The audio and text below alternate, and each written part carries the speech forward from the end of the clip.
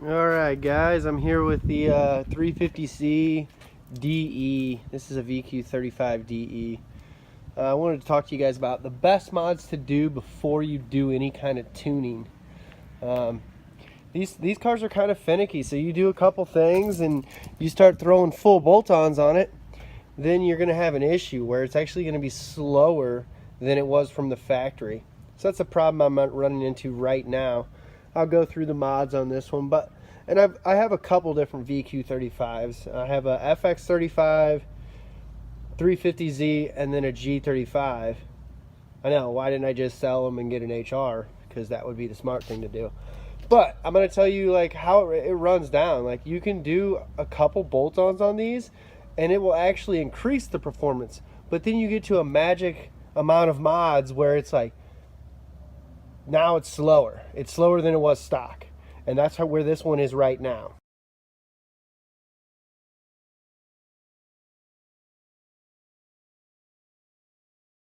Back again. Alright, so the mods to do in my experience before you're going to need to do a tune, well, first and foremost, just buy the Osiris uprev and tune your car from the get. You'll get a good amount of power out of it.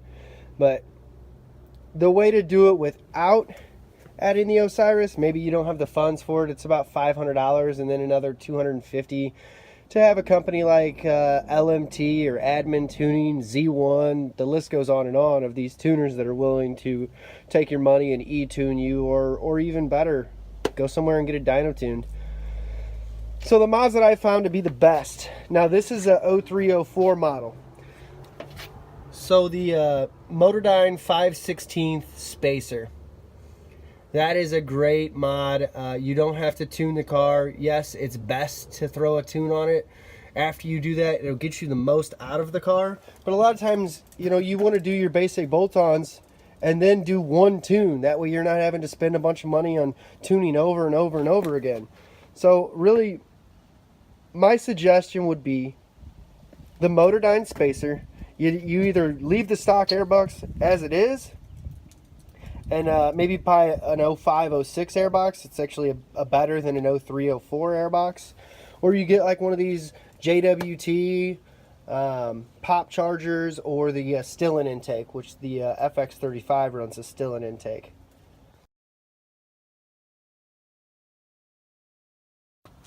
I want to get back on these plenums. Motordyne sells this 5/16 spacer, which is great. You know, people are saying 10 horsepower, 15 horsepower, whatever. You know, you're going to get some power and you're going to be able to feel it in your daily driving experience.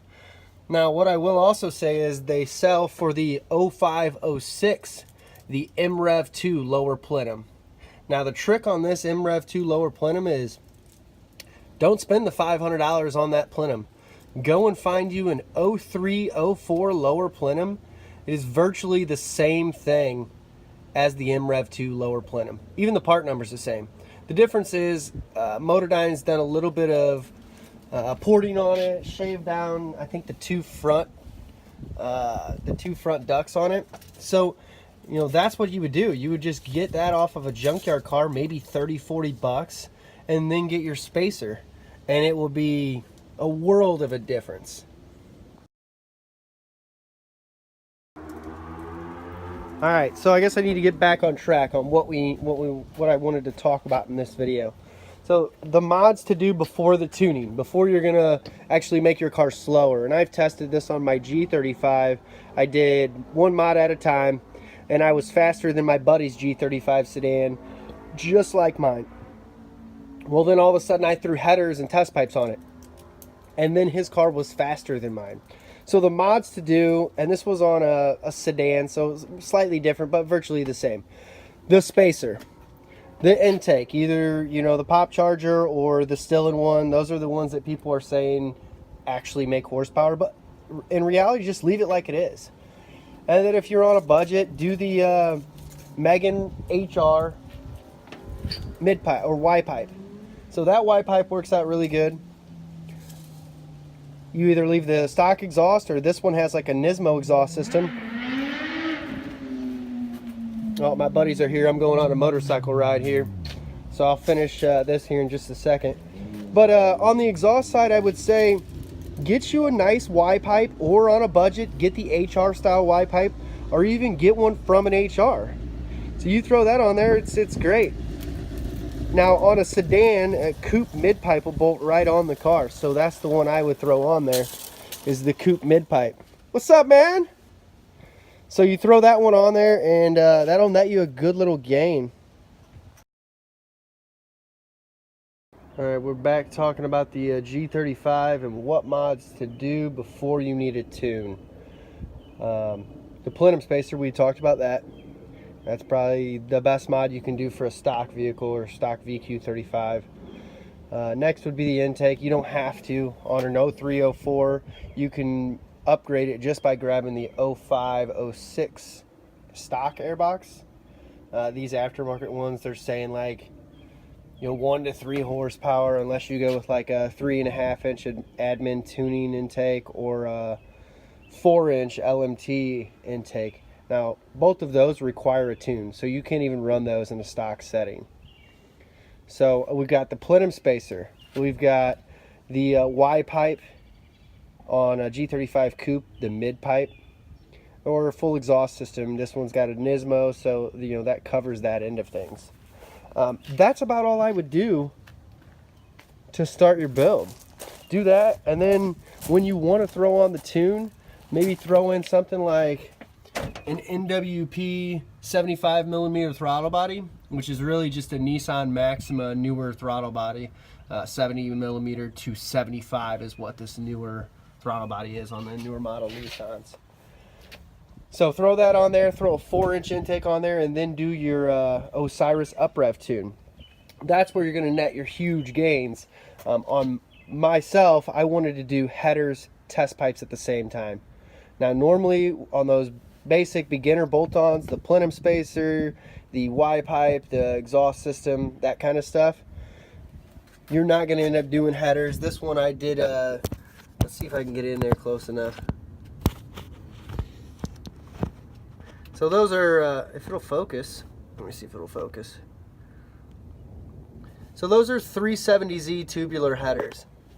I found that those are just as good as, Stillen headers is what I have on my G35, and those are great, but they're expensive. So these, you can end up buying a 370Z headers. I think I bought these for 75 bucks shipped to my door.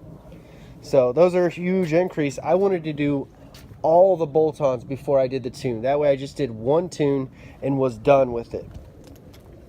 So on this, I'm ready for a tune, but I will tell you that if you do all these bolt-ons, you're actually going to make your car slower than it came out of the factory.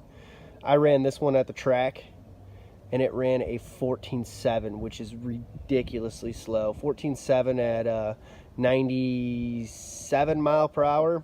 I've got a video of it and everything I might post it with. But, and this one's not exactly stock. It is a 5AT, so it's, you're not banging gears down the straights or anything. But stock, these came with a 3.3 rear end.